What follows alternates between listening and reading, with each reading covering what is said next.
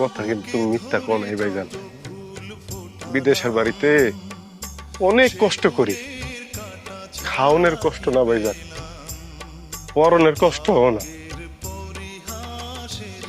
তোমার কাছে না পাওয়ার কষ্ট। বিদেশের বাড়িতে অনেক বড় ভাই পাইছি, অনেকেই আদর করে। ফজলু ভাই নামে একজন আছে, অনেক আদর করে আমারে, এক লগে খাই, এক লগে ঘুমাই। কিন্তু ভাইজান আরাম পাই না। তোমার বুকের যে কোন জায়গায় পাই না ভাইজান। আমার যদি ক্ষমতা থাকতো, আমি না লাগেজ বইরা তোমার বুকের লয়ে যাইতাম বিদেশের বাড়িতে, তারপরে আরামে ঘুমাইতাম ভাইজান।